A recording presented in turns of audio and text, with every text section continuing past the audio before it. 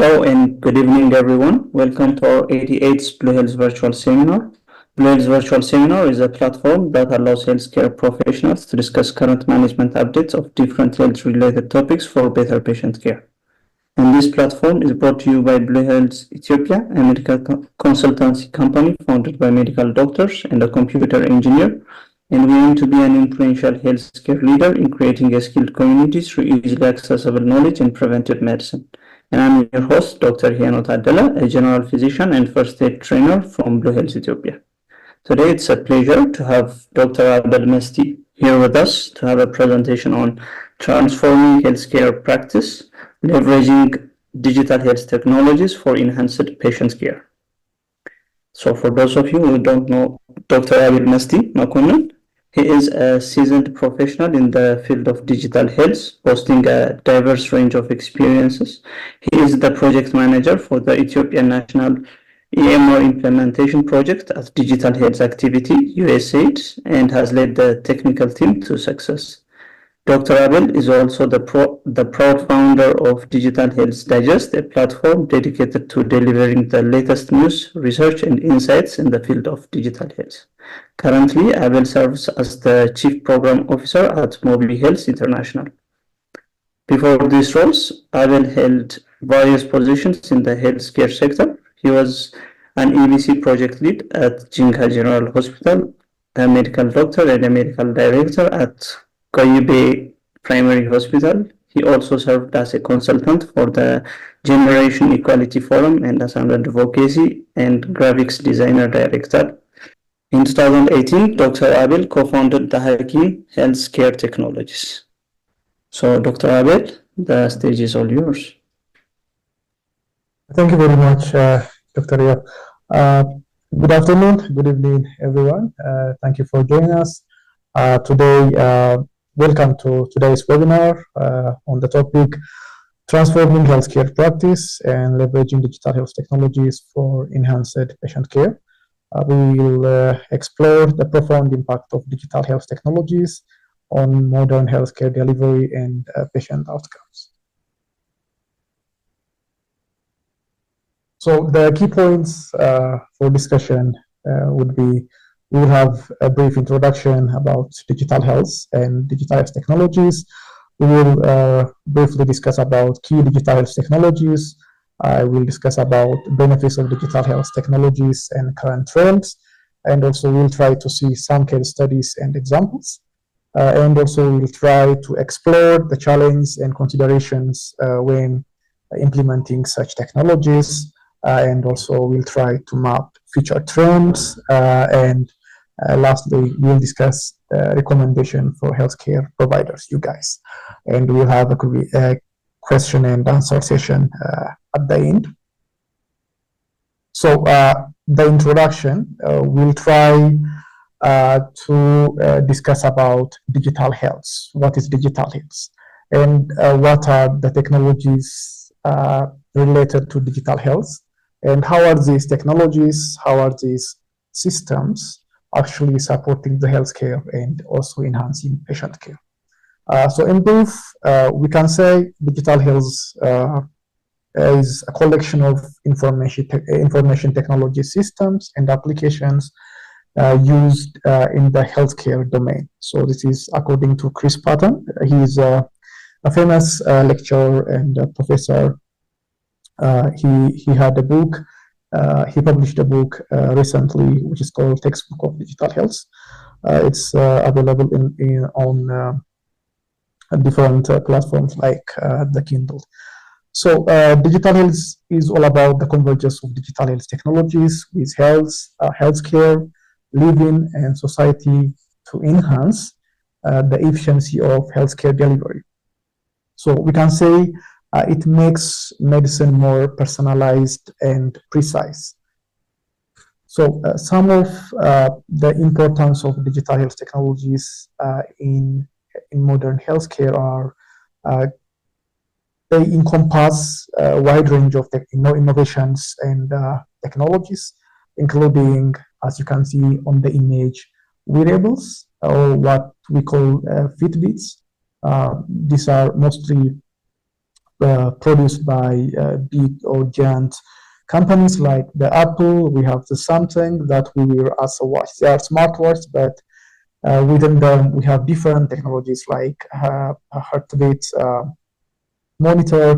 We have the pulse rate monitor. It also shows our walk and running the number of walks or number of exercise we do within a day. So they are one of the aspects of digital health. And we have the EMR or the AHR. So the electronic health record is the combination of electronic medical records, which are digital technologies or solutions that are implemented or deployed within a facility that are helpful in converting the traditional paper-based patient folder and all the workflow into a digital form. And we have the personal health record, which are not common in our country.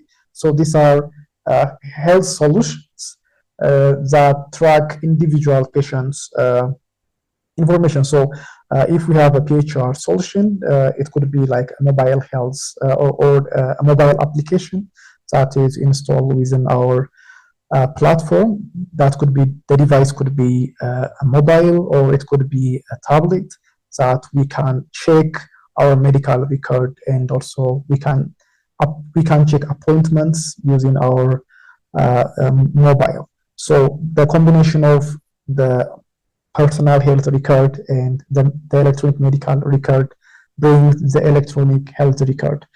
We have other applications like the mobile health, which is common in our country to track and monitor different workflow, different part of our healthcare provision, like reminders for antenatal care, reminders for immunization and vaccination. We have the health analytics or dashboards that mostly decision makers use it to monitor the reports, to monitor the information and data flow within healthcare and also as a country. So for this, we have a specific example called the DHIS2, District Health Information System, that our government's Ministry of Health utilizes in getting information to the point, to the level of health post. So these are some of the technologies that encompass from electronic health records and to wearable technologies, telemedicine, and telehealth, and also artificial intelligence, which is the recent famous platform. So these all technologies enable us, the healthcare providers, to deliver more personalized, efficient, and accessible care to patients, regardless of their geographical location. For this, we can take the telemedicine. Currently, we have some telemedicine platforms like the WeCare, we have the Habaridoc, and I think I'm not sure the other one. So all these platforms help patients get the treatment they want at the comfort of their home. So without going to healthcare facilities, any patient can utilize this platform and get online consultation from a physician who is living or who is practicing it could be in the country with a far location, or it could be abroad. So currently, what I'm working on is as a chief program officer is in Mobile Health International, which is a UK-based company in Nigeria. So currently, we are implementing the telemedicine platform in Nigeria and hopefully in different 4 or 5 African countries. So we have seen the impact of such technologies that are currently creating a huge impact and enhancing the healthcare service within a given country or state. So these digital health technologies, they enhance patient care by improving access to healthcare service. They facilitate remote monitoring and management of chronic conditions. and also streamline administrative process through HR system. So this the AMR, the HR, they provide and they streamline and optimize workflow within a hospital, health center, or a clinic. So they, on top of the healthcare provision, it will also, such kind of technology can also administrative process as well. So they are beneficial both for the healthcare service, optimizing the workflow within the healthcare service, and also providing and optimizing the administrative process as well. And also the current famous one, the artificial intelligence.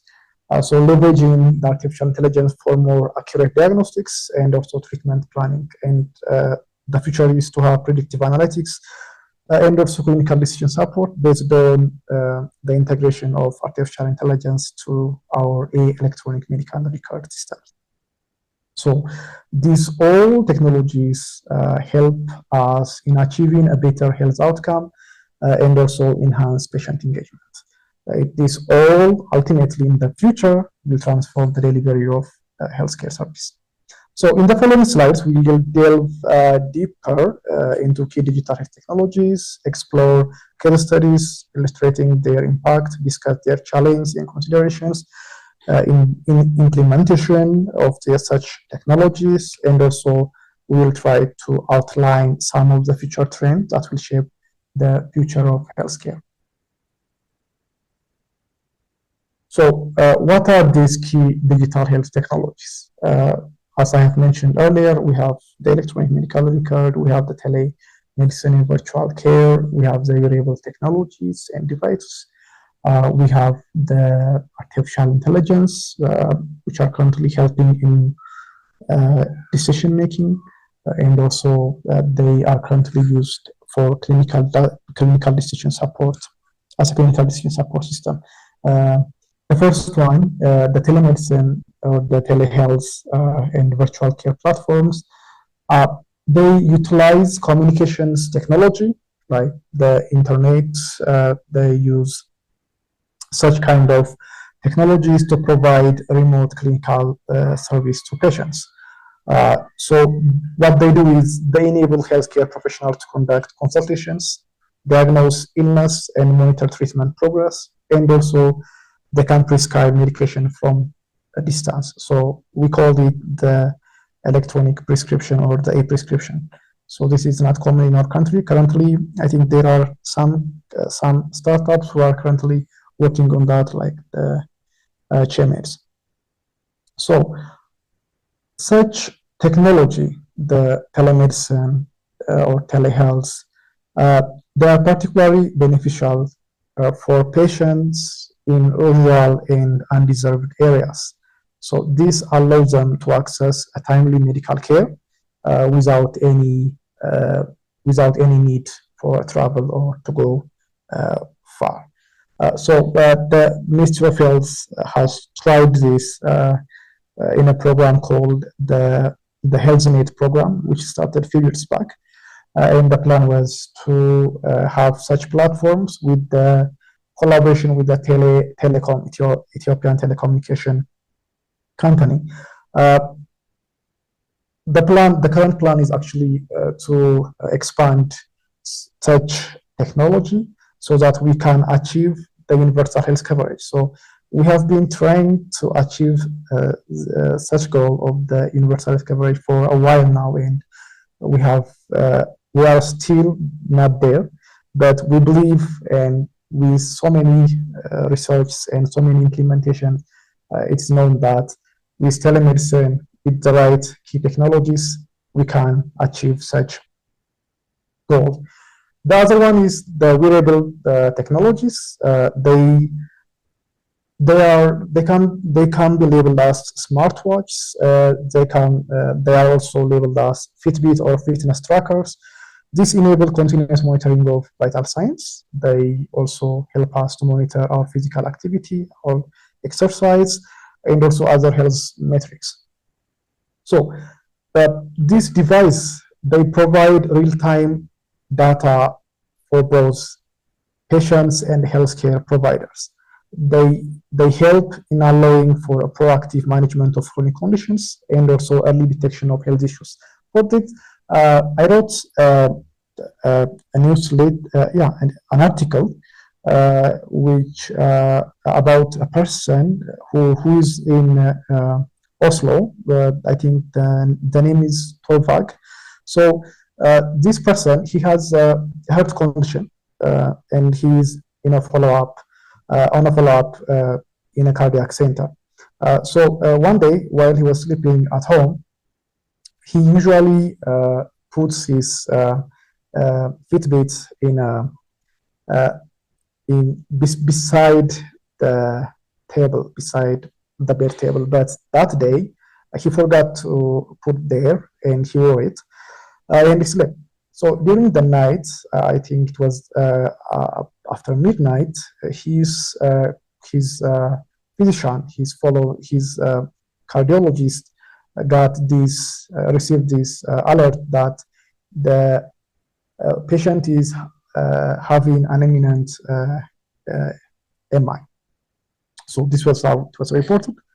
What the cardiologist or the physician at that time did was he immediately notified the hospital, and the hospital sent an ambulance to that exact location, and they were able to provide on time treatment, and they were able to save his life. So these are some of the examples of such innovative digital technologies that currently helping the healthcare.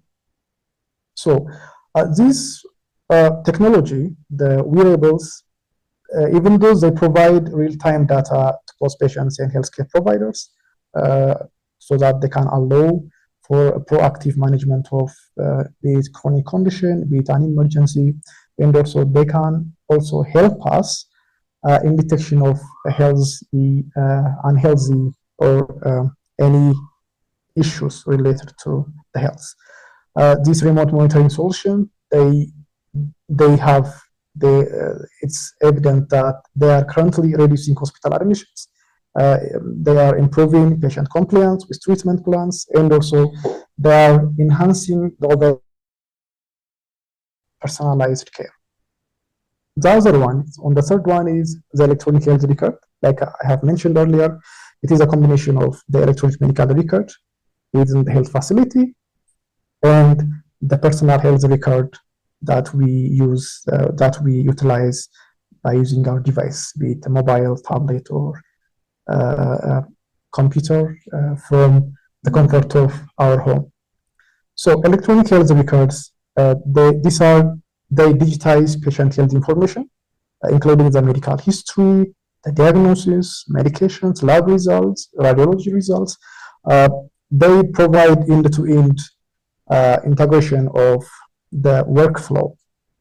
So they streamline healthcare workflows, improve data accuracy, and enhance care coordination among multidisciplinary healthcare teams. For this, currently we are implementing an EMR called Bahami, which is an open source. We have been implementing this in 11 health facilities as a pilot. The project is funded by the USAID. So in this project, we were able to implement such EMR starting from Drunash Beijing Hospital, from the general hospitals, and we have about 3 health centers: the Kasanchis, Faransai, and Saris. We have the Abet Emergency and Trauma Center. We have the University of Gondar, Adama Medical Hospital College. There are some Butajra and Laku Hospital, General Hospitals as well. So from after the implementation of the EMR, it was we were able to see the impact. Initially, there were issues in regards to losing patient information, patient charts. Even there were some scenarios that due to leak of the roof, the medical record information of patients were destroyed because of the rain, because of mice, insects, baits. So digitizing such such medical, sorry about that. Sorry. So digitizing such medical information has helped in optimizing the workflow within such healthcare facilities. And also they have also improved that accuracy, and also they have also enhanced the care coordination among the team. So interoperability of such system allows seamless exchange of patient information across different healthcare settings. So it also helps ensuring continuity of care and reducing duplication of tests and procedures. For example, a patient who is treated in, for example, in Beijing, can be when transferred to Black Line after interoperability of those EMR, the Black Line can request information, patient information, be it the medical history, the lab investigations done, the radiology investigation done, and also the medications this particular patient has already taken. So the physicians at Blackline can get such information from the EMR at Beijing, so that this patient will not have to go through the same process again and again, and it can actually optimize the patient's care and timely diagnosis and treatment, and also the patient will not be in a place where he or she had to pay again and again, and it's also helpful in minimizing the cost. The last one is artificial intelligence in healthcare, specifically in decision making. So such applications they leverage machine learning, as you know. So using such machine learning algorithms, they analyze complex medical data, they predict outcomes, and also assist in making in clinical decision making. So they are also helpful in clinical decision support system. So for example, if an AI is integrated to IMR, one of the example is the AI can analyze patients' information, and they can even provide recommendations for some treatment, some investigations, and also if we encounter any error when we are prescribing any medication, then they can alert the system that there might be some interaction between the medication and also some allergic reaction. So these are some of the application of artificial intelligence by integrating to other digital health technologies. They can also provide and support diagnostic by interpreting medical images. Currently, the Artificial Intelligence Institute in Addis is currently working on that. What they are currently working is they are training the machine with different data sets and also different image, radiologic image. So whenever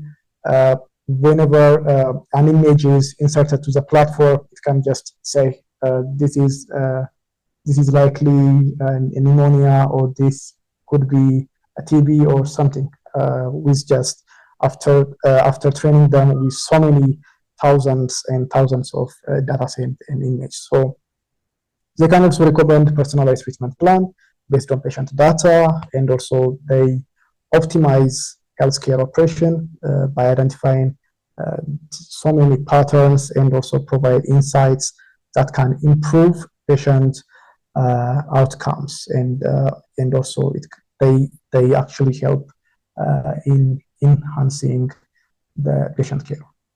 So we discussed about what digital health is and how these technologies can enhance patient care, and what those technologies are. So now we're discussing about what are the benefits of digital health technologies. We have tried to cover some of them. So the first one is they provide an improved access to healthcare service. So these technologies, for example, telemedicine or telehealth, they break down geographical barriers and they enable patients to access healthcare service remotely. So from the comfort of their home, they can be anywhere, they can create appointment slots, and they can even select the physician or the specialty they want, and they can get the remote consultation they really need. Mostly, these such technologies, they are helpful in rural and undeserved areas, since they can receive timely medical consultation and specialist care without the need for travel, improving access to essential healthcare. Uh, as you know, in our country, the issue when we go to the last mile or remote areas, we have so many hospitals and healthcare facilities, but the issue is the number of professionals or the number of specialists is too small. So utilizing such kind of technologies can help both the patient and also for the physician. They can get some incentive from it, or they can work such kind of in a such kind of environment and get some part-time income as well. So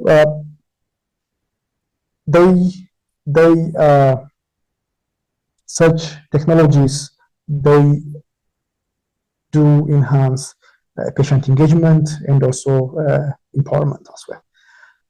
The other one is enhancing patient engagement and empowerment. So such technologies as the wearables, they provide remote monitoring solutions. So that patients can actively engaged in managing their health. So anything related to the health will be available at the palm of their hand, and they can access such information, and they can also understand what they're going through by tracking their progress, and also they can adhere to treatment plans already prescribed or put as a plan by their physicians. And also they can provide informed decisions about their lifestyles, and also this in turn foster a proactive approach to healthcare management. The third one is these technologies provide more efficient care delivery and also reduce wait times. So for this, we have the electronic health records, or the EMR. They streamline administrative process, they reduce paperwork, and also they enable healthcare providers to access comprehensive patient information quickly, so that such kind of healthcare service within a healthcare facility will be empowered, or it will be easily accessible and also provide a timely treatment. So they also provide improved care coordination and communication among the healthcare staff, and also this in turn leads to a faster decision making and also reduce wait times for consultation, tests, and treatments. The last one is one of the last benefits is better health outcomes through data-driven insights. We are currently trying to utilize such technologies to leverage big data analytics and artificial intelligence to analyze large volume of patient data, and this can identify trends, predict potential health risks, and recommend personalized treatment plans based on individual patient profiles. So this will lead to improved clinical outcomes and patient satisfaction. So this is a plan in the future, because currently we are not there yet. As a country, we are currently trying to implement different digital solutions in different part of the country.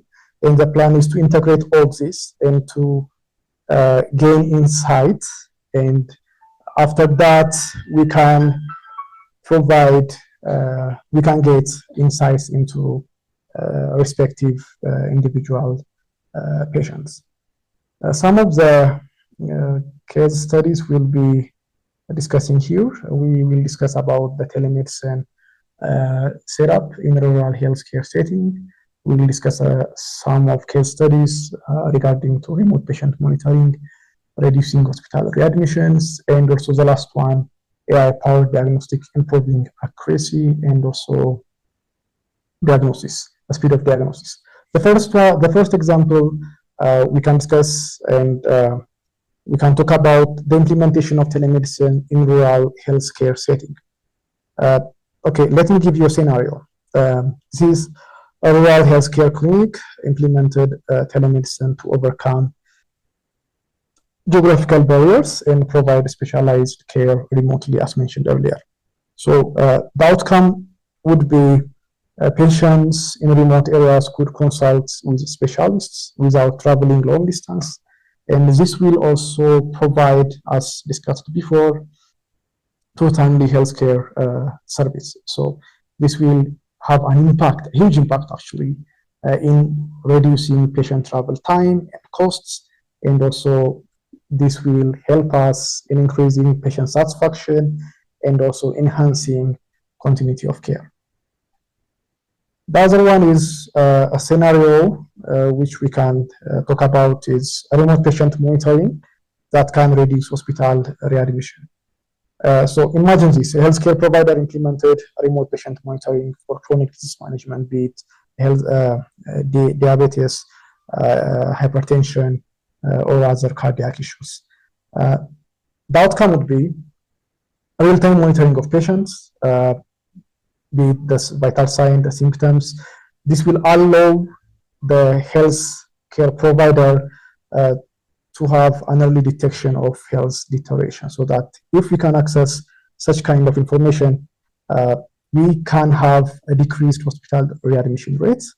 We will have an improved patient adherence to treatment plan, and also we'll have a better management of chronic conditions, and in return reducing morbidity and mortality. Let me show you one of, so this was shared from the World Health Organization. We had a recent webinar on digital health implementation, the digital adaptation kit. So let's take this example. As you know, we have an integrated management childhood illness. This is more known if you are working in a health center and you're supporting health post. So let's take this example. Fatima is a 20 years old woman living in a village in South Omo zone, whose child is sick. So this is a 20 years old mother, her son is sick, and she will live in South Omo, which is 780 kilometers away from Addis Ababa. The first time she visits her local health center, she and her child gets registered to the platform. Then for a follow-up visit, she gets identified at the reception based on her and child existing record before receiving a care. So in health center, actually in health center where there are an EMR, it's very easy to register, to create to create what we call patient database specific to that patient. For us, we have Fatima here. So whenever she goes to the health center, her records are already registered with vital sign, personal identification, personal attributes, and everything. And when she's at the health post, we have another platform called the ECHIS. So that's also being implemented by the implemented and supported by the USAID and the Ministry of Health currently. So what they do is it's like if you're aware, if you're okay, what can we say, a patient folder. There is a family folder which is filled by health extension workers in health posts. So they go around the house to house and register those folders. So they digitize that into an electronic one, which is called an ESHIS, I think Electronic Community Health Information System. Through that, that's also the plan is to integrate the ESHIS to the EMR so that every data from the health post, from the household to the tertiary level is digitized. So let's get back to our to Fatima. Then after registration and the child is registered, and for follow-up visits, she will be identified at the reception based on her and her child's existing record. Then after that, the child receives critical care, which can include initial screening, triaging for follow-up care, testing according to the protocols, and the nurse will capture and enter data into Fatima's clinical record and also her son's as well. Then through that, Fatima will receive, based on the mobile health or the mobile application, she will receive reminders for her next follow-up and appointments as well. So as part of the screening and care, the child sometimes receives lab tests. So this lab test will be sent to the lab or to the lab department using the EMR, and the results will be visible at the physician's desk. Then after the nurse determines that if the child needs further treatment and should be sent to primary hospital, then they will use the EMR, which is integrated to the liaison and the referral system, which is currently being deployed by the Ministry of Health, and this will be sent to the EMR in the nearby primary hospital. So this will be an integration of end-to-end and provision of enhanced healthcare service. So we have discussed about the benefits, what are the challenges and considerations. So the first one is to understand and know the privacy and security concerns. Currently, the Ministry of Ethiopia has already, I think there is a proclamation called personal data use, which was a new legislative, I think it's now completed and shared with the public. And it says how such technologies should align with those acts or those policies. So what comes first is the collection, storage, and transmission of sensitive patient data in these technologies. They always raise concerns about privacy breach and data security, because if they are not mitigated, or if we don't have a good privacy and security law or solution or a protocol intact within the digital health solution, and it will be difficult to know or to have or we can say it will be vulnerable if we don't have such protocols at hand or embedded within such technologies. It will be vulnerable to different hackers, different imminent attacks using different technologies. We have the HIP Act, which is I think, if I'm not wrong, it is the Health Insurance Portability and Accountability Act, which is currently used in US and some countries in Africa as well. So any EMR, any telemedicine platform should align or should be within such protocols. For example, if you heard previously, there was a hacker attack or a cybersecurity attack in the National Health Service in United Kingdom, where a Trojan, which was injected to the EMR, locked the EMR, and the physicians were not able to access patients' health data. And actually, it was posted. It was actually published as ransom, and the guy. Sorry about that.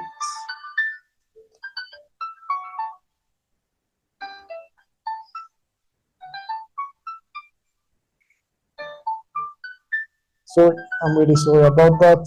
Okay.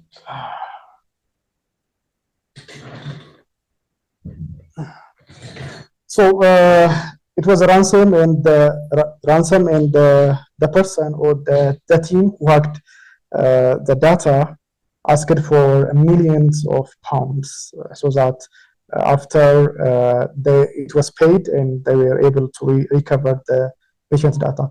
So if we have a good privacy and security intact, protocol intact, then it will not be vulnerable for such attacks.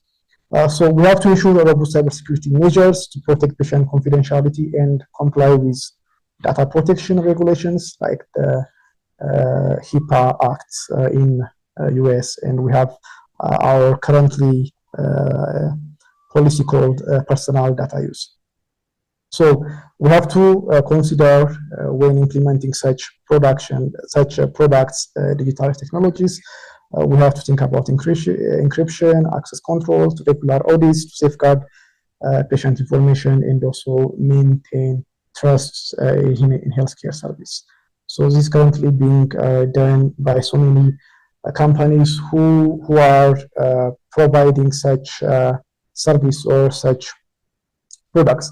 The other one is regarding to digital divide and access. So as you know, we have so many issues when it comes to disparities in access to digital health technologies.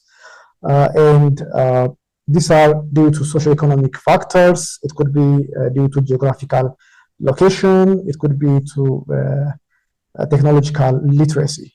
Currently, we are talking about EMR, but the West or those developed nations, they are talking about how to utilize artificial intelligence. They have already finalized, they have completed, or they are out of that phase, which we are currently trying to work on. So these digital divide and access issues creates their own issues. So our country, our government is currently trying to invest in infrastructure, providing training programs for healthcare providers and patients, and also they're currently offering support for technology adoption among developing nations.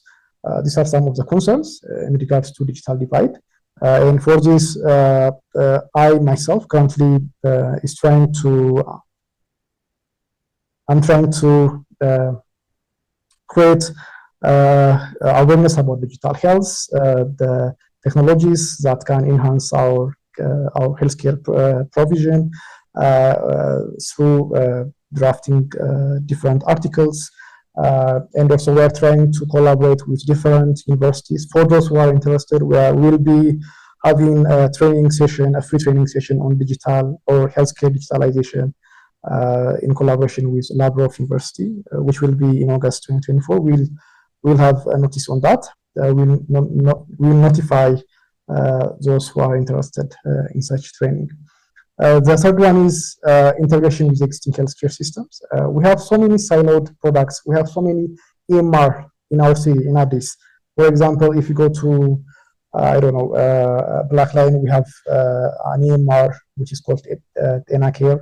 If you go to Tornash Beijing, we have the Bahami. If you go to Ras Desta or Katit Asraulat, we have the Pulse Care. So these are not interoperable. So it will be difficult to bring seamless integration among different health facilities. So these are one of the issue. So integration with existing healthcare systems or other digital health platform is mandatory. So compatibility and interoperability challenge when integrating these technologies with legacy health systems or such EMR platforms will create a gap in providing such enhanced healthcare service. So we have to ensure that there is a seamless data exchange and workflow integration across different healthcare settings and also systems. So to do that, we have to consider in the following: adopting standardized protocols and interfaces fostering that can foster collaboration among different stakeholders and investing in interoperable solutions to enhance continuity of care.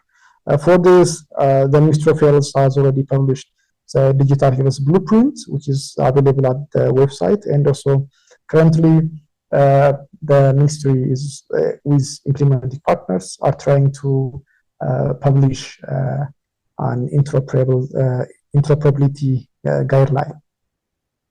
The last one is regulatory and legal consideration. So every solution or every technology, digitalized technology, should comply with the regulatory frameworks and legal requirements governing such technologies. So the challenge is navigating regulations related to data privacy, telemedicine practice, this medical device approval, and also liability issues is currently creating a huge mess in most of these technologies, especially in our country. So we have to consider to stay informed about evolving regulatory landscape, adhering to such standards, and also try to engage with legal expertise to mitigate risks, and also we have to make sure that we comply to such regulations. So I hope this is visible. So this is also published by the World Health Organization. So any digital health technology or any digital health tool should have such kind of considerations, as I have mentioned, about data privacy and data security. These technologies should be aligned with such standards in data privacy and data security, so that they can provide confidentiality, integrity, and security of such patients and also health information as well. And also, when developing such technologies, we have to have technical considerations. So we have to know the reliability, sustainability, and also check for if these such digital health technologies are scalable. So currently, the Ministry of Health within the HR standard mentioned the first criteria: every digital health technology or solution that to be developed should be an open source, so that anyone can use and scale to a national level. And they should be interoperable. They should talk it to each other. They should interact to each other, and also they should have ease of access or ease of use. So such capabilities are necessary to ensure that end user can efficiently and effectively interact with such technologies. And also, any solution when deployed, there must be such considerations that can influence the process of digital health solution. So be it on a cloud, be it on premise, this all should be under concern or under within the implementation plan. And also such kind of tools, we should check if they are operable within low resource setting, if we meet ethical considerations, and also if we fulfill oversight and regulations, and also we can provide product overview and sustainability. So what are the future trends? We have discussed the current trend, we have discussed about the challenge.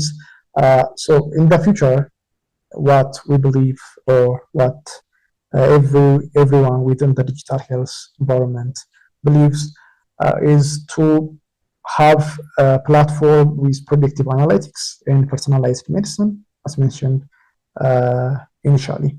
So by increasing adoption of predictive analytics to forecast patient health outcome, and tailored treatment plans in the future. So we will not just only register and provide medications or investigations, but the future plan is to enhance preventive care strategies, optimizing resource allocation, and also to improve patient engagement through personalized health interventions. And the second one is to expand our artificial intelligence applications in healthcare. Currently, they are just mostly used for the clinical decision supports, but the plan is to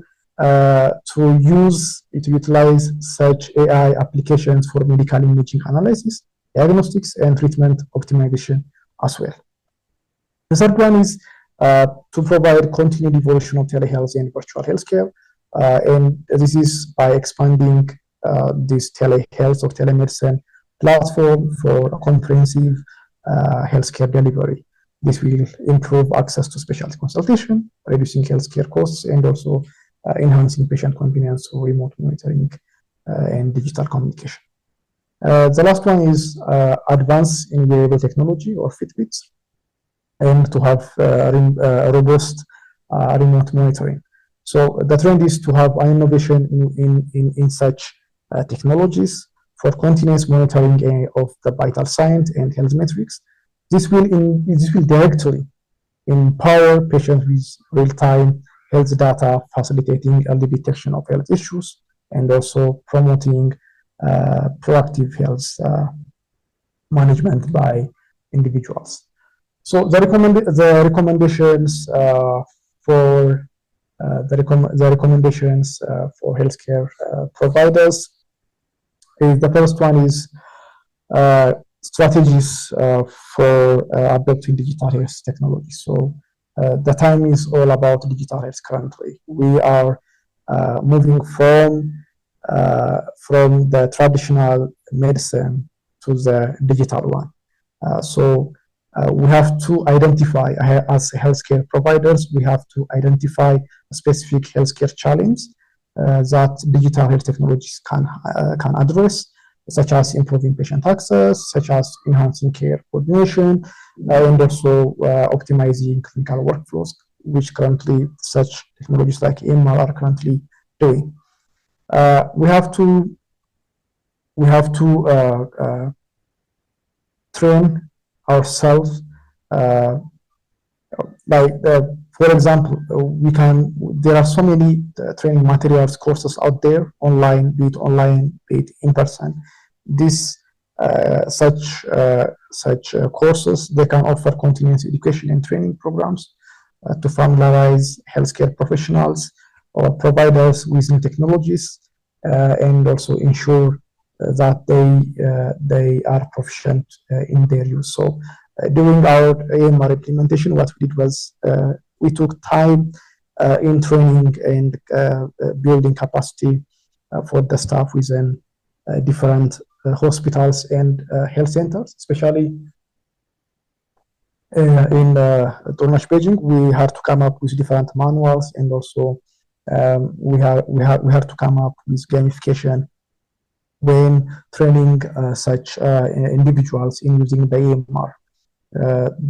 One of the issues, or one of the challenges in implementing such technologies is resistance to change, or not accepting such technologies by the staff.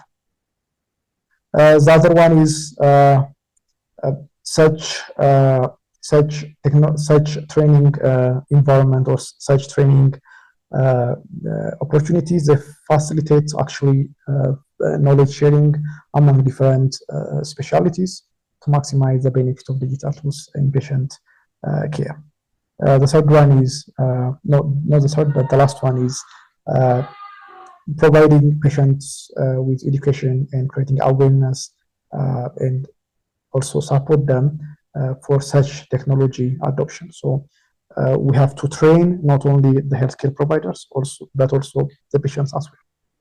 So educating patients about the benefits of and functionalities of digital health technologies, such as the Fitbit, the EMR, telemedicine, and also emphasizing the role of such technologies in improving healthcare outcomes and promoting such self care would be a good start and would help in providing an enhanced patient care.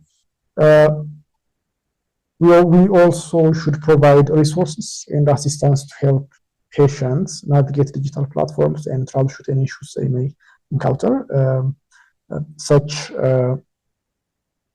system or such ways of providing awareness in digital technologies will help us mitigate so many issues and also will empower and enable patients. Currently, the demand for the technology and our mobile penetration is getting high from our previous years. So it will be a good opportunity to utilize such technologies. So I think I have a few minutes. So I will thank you very much. I will give the chance for the audience to ask any questions or any suggestions. Thank you very much for having me.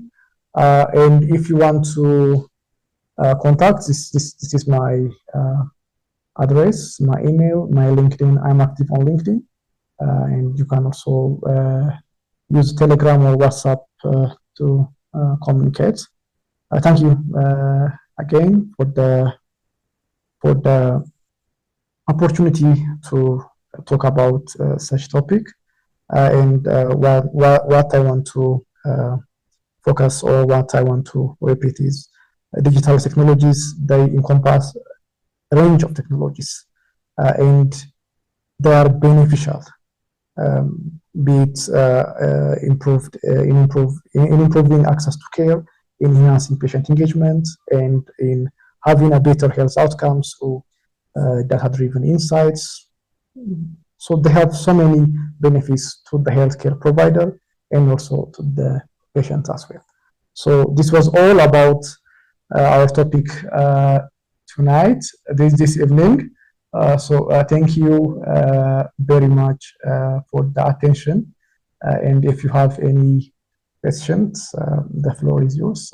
Thank you very much. All right, thank you so much, Dr. Abel, for the amazing and insightful presentation. I am seeing two questions in the chat box. So it's from Samayat Ketu. Thank you, Doctor. What do you think about having consultations with health extensions rather than having it directly with their patients? That is from Samayat. And the other one is from Dr. Talaun Saifa. What errors do digital technologies do? I guess it's more related to instead of we've talked about all the pros and what are the downsides and the errors or mistakes that healthcare professionals should expect from such technologies.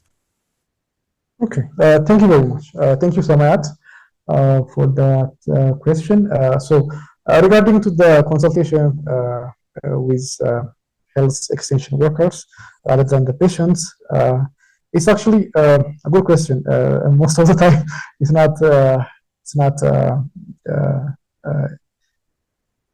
not put into consideration with the platforms which are currently developed, deployed in so many facilities and places. The first one is the common or the traditional way of having telemedicine platform is to get the patient. So the concept is to have a one-to-one consultation, to have a one-to-one consultation between the specialist and the patient, so that The patient can ask anything, can have even can have physical examination using different equipment, like we have the point of care, ultrasound, point of care, stethoscope, point of care thermometer, which is currently being utilized, implemented in Nigeria. We have been showing in different places such kind of equipment. That's the plan. That's the whole plan of telemedicine.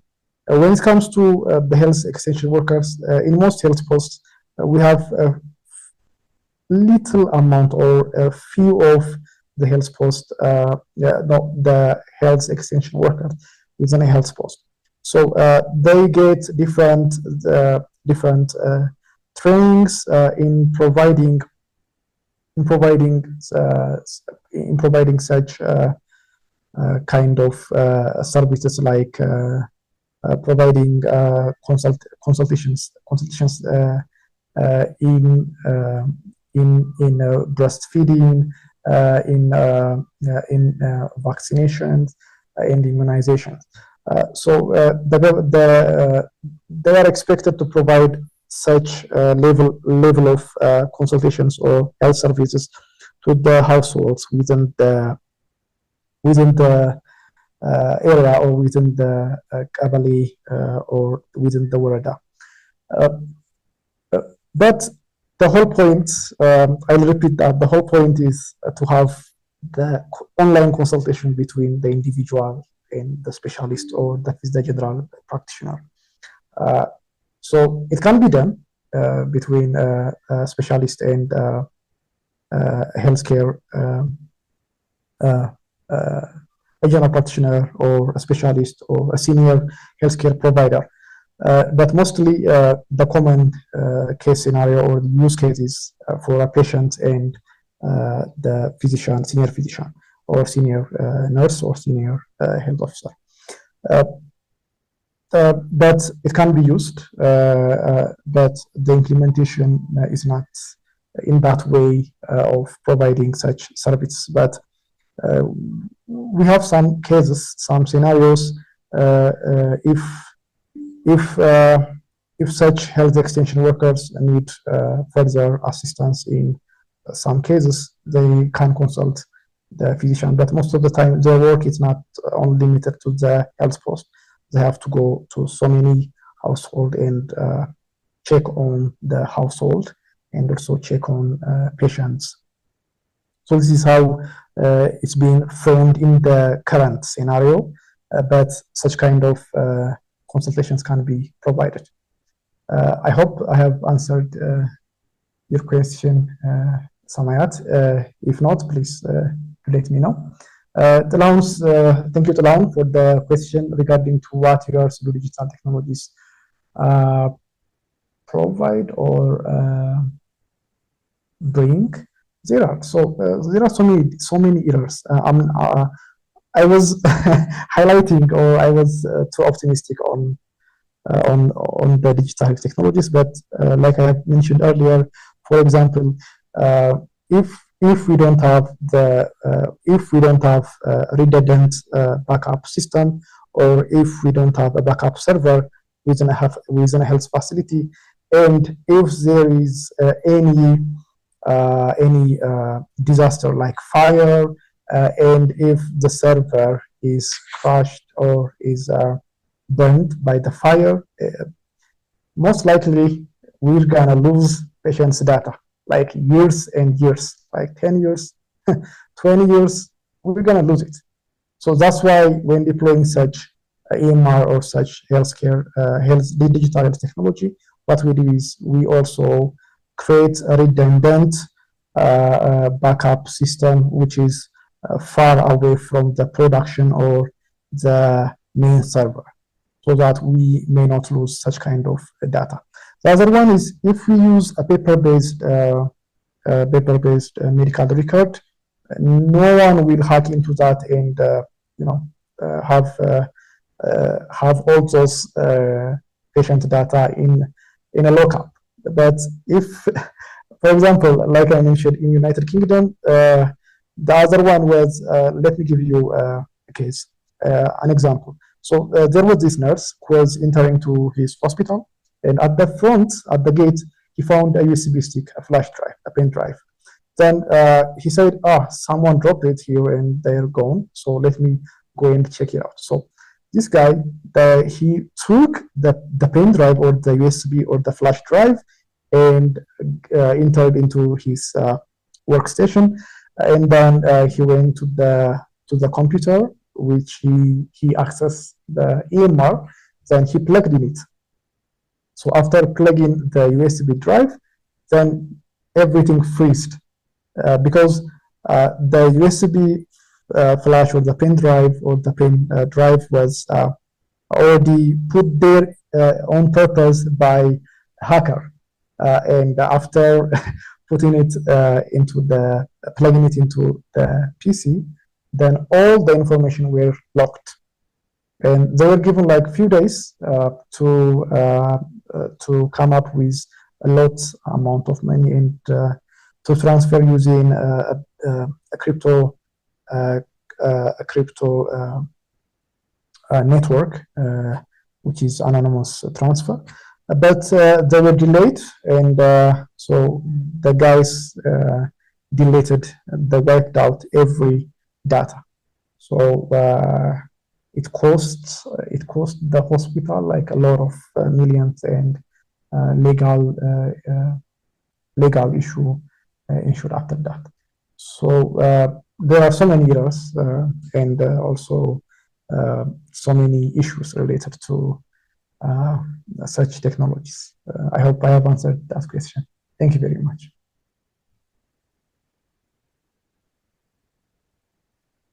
I think there is another one from the debt. Okay. Thank you so much. Thank you so much, Dr. Abel. Very insightful. Thank you, Elvedette. Can you clearly mention the challenge in our country, specifically when launching telehealth, especially in covering all targeted group, where technology is not highly applicable? Thank you very much. So this is a question we have been asking. Not to be pessimist, but most of the telehealth or the telemedicine platforms which were deployed or which were started by the government, by startups, by partner organizations, they all failed. Yeah, okay, I'm not maybe saying it out loud and saying they all failed might be a bad one, but they didn't progress. And the issue was, like I have mentioned earlier, not only the infrastructure challenge, but due to the awareness and also due to the attention of the government to such digital technologies, it was very difficult to implement and scale up such digital health technologies like the telemedicine. And mostly such technologies, they target individuals who are within the urban area, cities, major cities like Addis, Hawassa, Adama, such kind of cities. Even though we have, I think the recent report said about 40 something million mobile penetration, but the usage of smartphones and such technologies is still low. So to address the community in rural and undeserved areas is still not done, and also it's not actually framed in that way when such platforms are provided. And there are so many challenges to implement such conditions. As I have mentioned earlier, there is no any standard, or we don't have any policy when it comes to telemedicine or telehealth.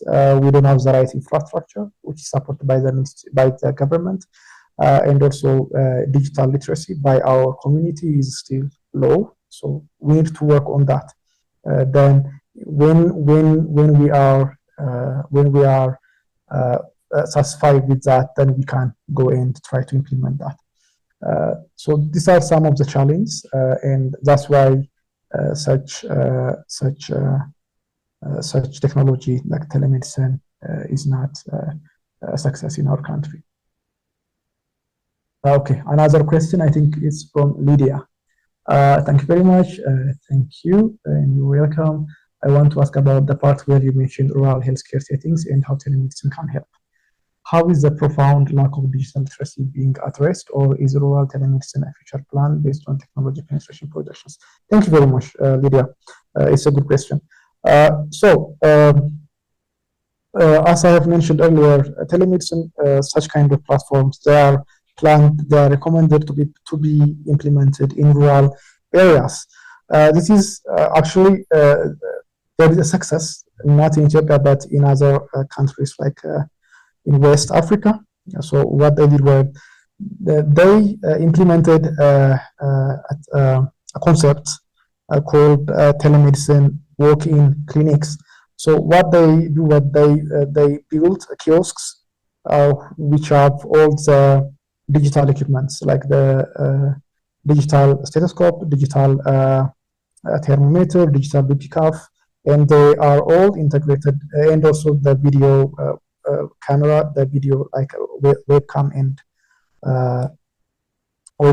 a mic, and everything was all set up, and the plan with all the screen. And this was implemented in a health center which is found in rural area, which is I think around 600 or 500 kilometers away from the center of the central city, capital of the country, and they were able to show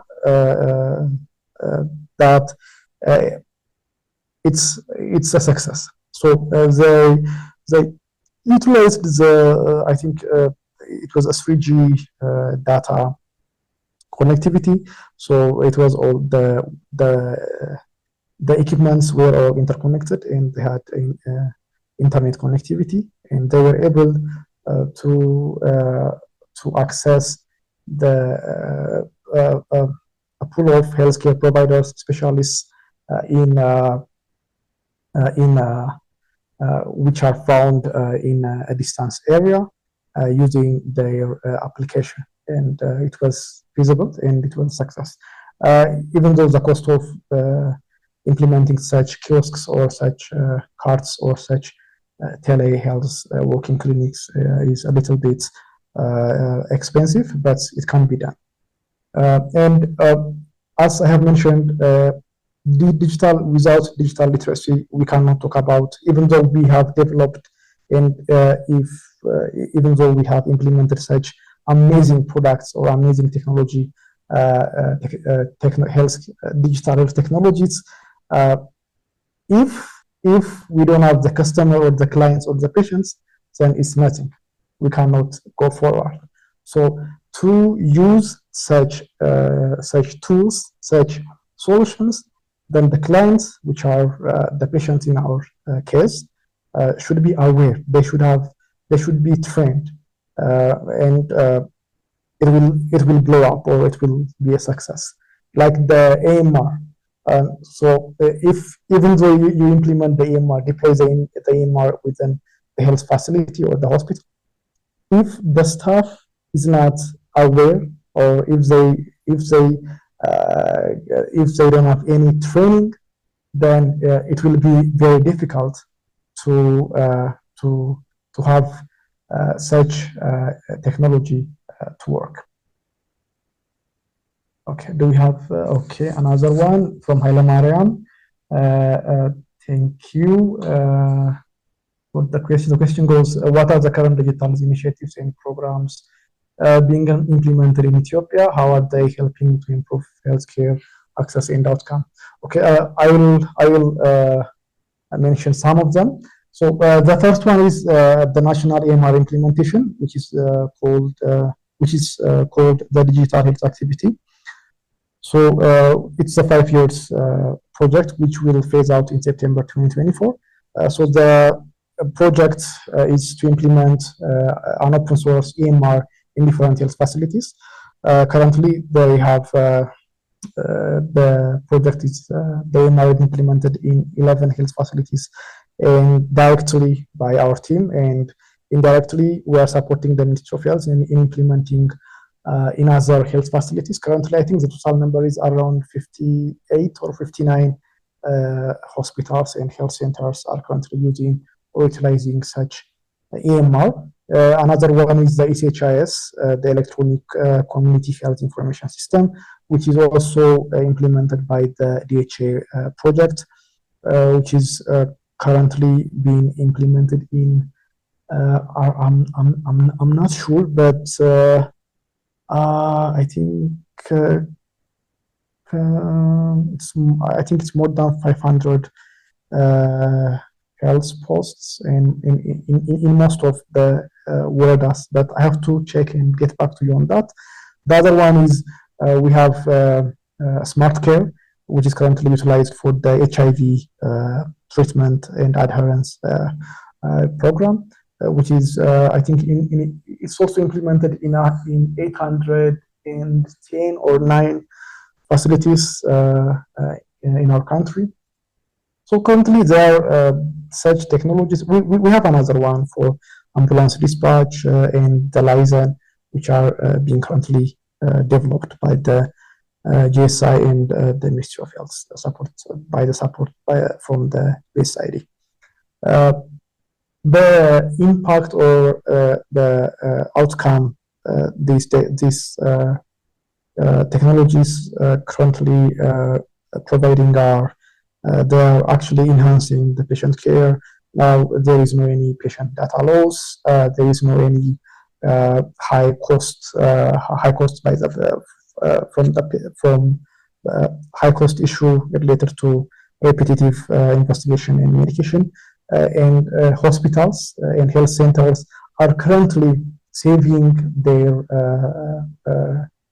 money because they can trace.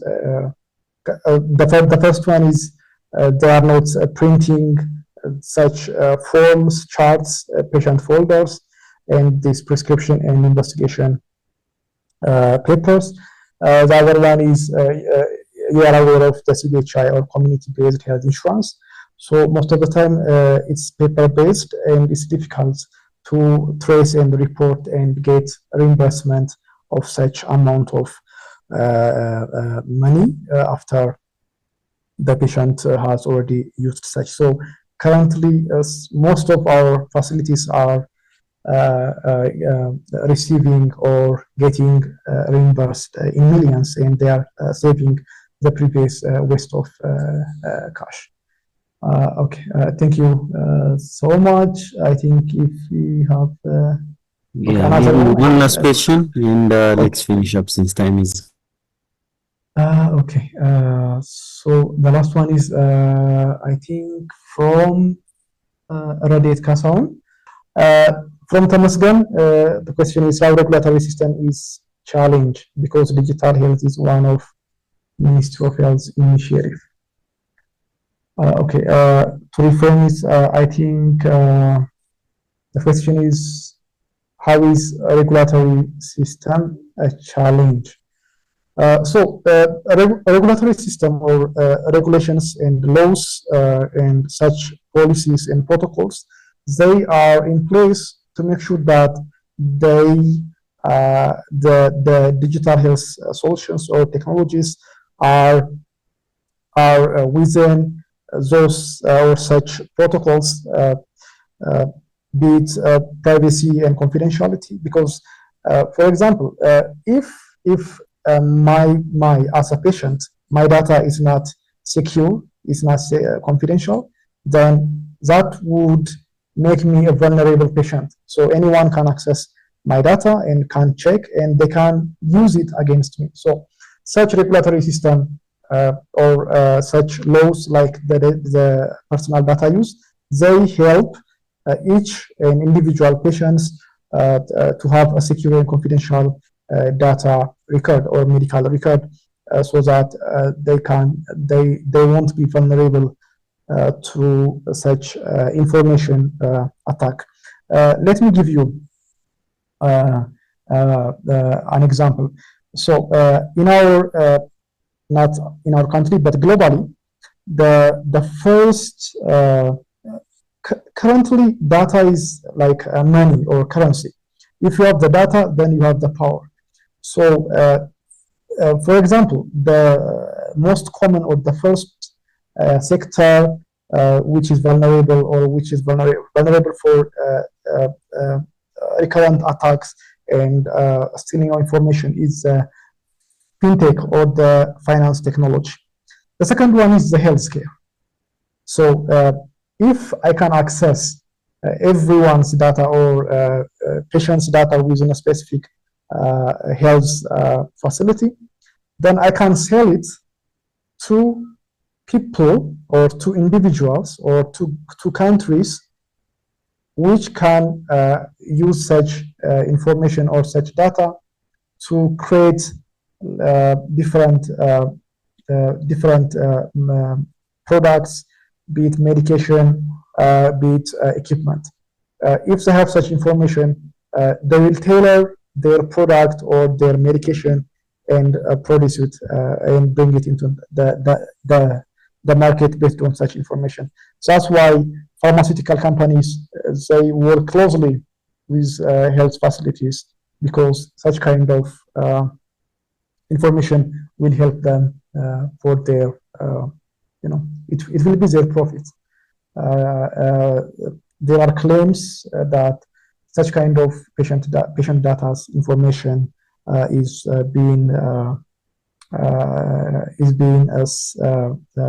sold on the black web, dark web, not black web. Sorry about that. In dark web for so many million of dollars and thousands of dollars. So this is why this is what the regulations and such protocols help us in protecting or in limiting such kind of issues.